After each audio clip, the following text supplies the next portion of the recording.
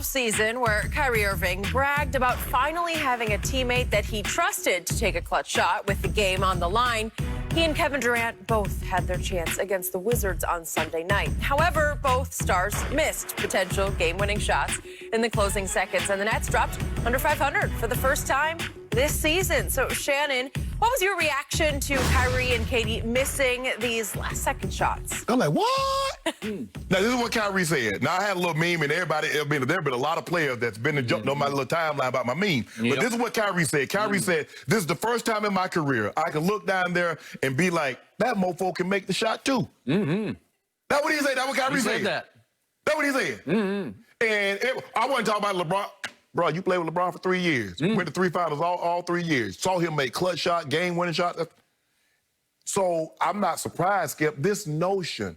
And like I said, you perpetuated this. You peddled this for the longest time, that LeBron James is not clutch. But this is what we did. When taking a tying or go-ahead shot, when trailing in the final 10 seconds of their careers, I want to repeat this. Make sure I'm reading this correctly.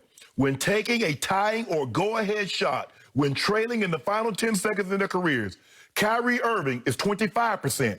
Kevin Durant is 26%. LeBron James is 28%.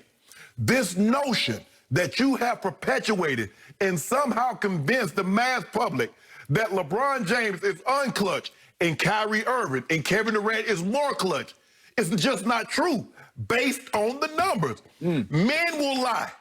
Women will lie. Even kids sometimes will lie to get what they want. You can't lie on these numbers. It is what it is.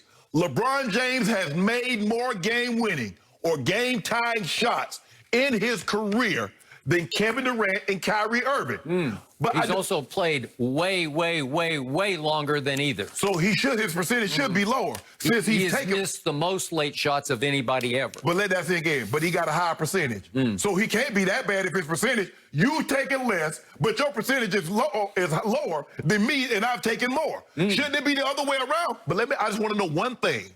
Had the situation been Anthony Davis takes that shot, LeBron James gets the rebound and takes a 12-footer, you said the greatest mid-range shooter in the history of the game. If LeBron James had clanked that very shot, what would you have said? Well, at what point in his career? I just called on time. Kevin Durant is in year 14. Has he ever played with Kyrie before? Who you playing with when you shoot Skip? When I'm catching the pass, I ain't like, you know what, John Elway's not throwing me this pass, let me drop it. Oh, this guy's not throwing me this pass, let me drop it. Okay, that's different. You're just reacting. He has to make the call to throw you the ball. No. You don't have to make the call. Kyrie, everything. Nobody throw Kyrie the ball. Kyrie, they brought it. Kyrie had the ball. He danced with it, pulled up with a 3. Kevin Durant got the ball. Ain't nobody passing the ball. Kevin Durant got the rebound. And he's shooting from 12 feet. This ain't about no offense. This is not about running a set. You got the ball from 12 feet. I just ask you a simple question. In year 14, if LeBron James missed that very shot, what would you have said? I would say what I've always said about him, no clutch gene. So KD got no clutch gene?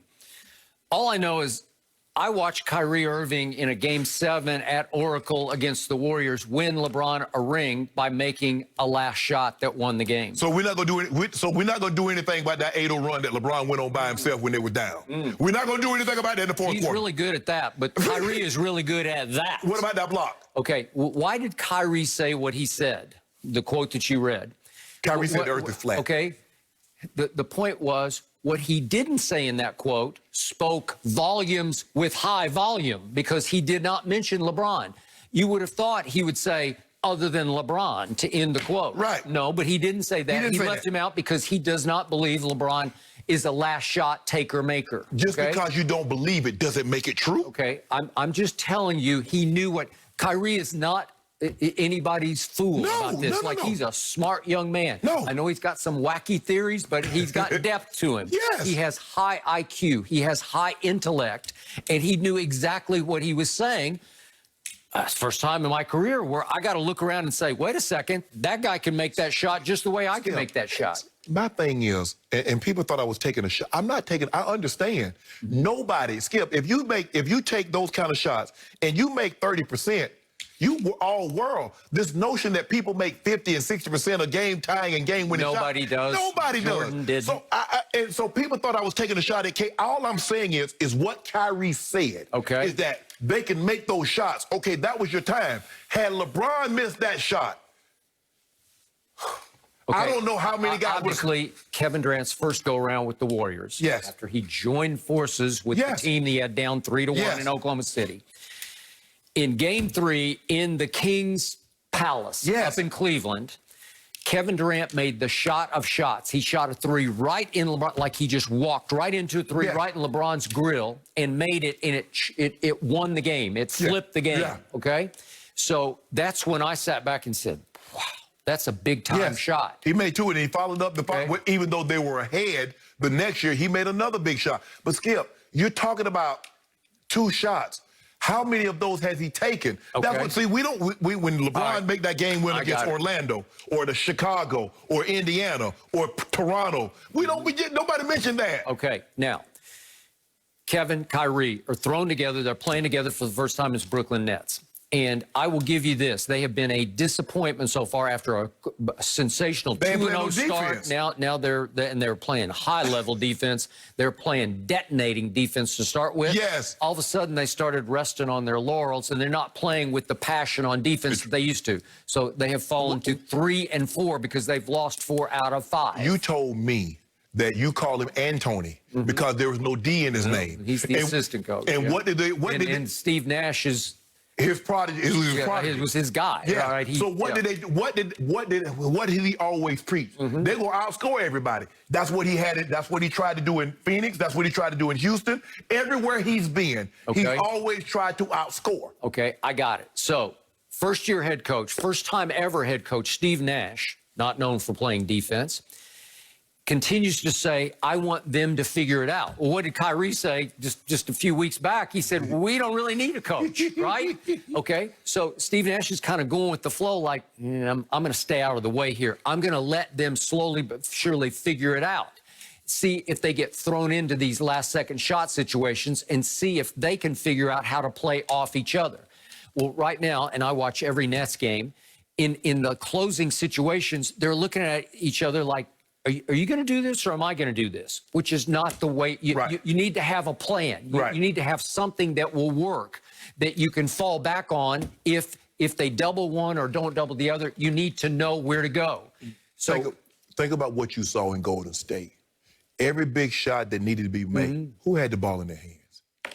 Steph Curry on that team was a 2-time league MVP, Skip. No, I agree. Kevin Durant took those big shots every in those time, finals. but it was because Steve Kerr put his foot down and said, we are going to run plays for Kevin in that situation. Steve Nash needs to stop trying to be like Phil Jackson. Everybody want to be Phil. Let them figure it out. Scottie and Michael will figure it out. Shaq and Kobe will figure it out. I agree. Bruh, call a timeout. All right, so what happened in this last sequence? Let's look at it one more time. So Kyrie dribbles it up, and he dances, and he creates a shot. He got a good look. And it was a clean look. You know, like he danced and got a look, and he back irons it.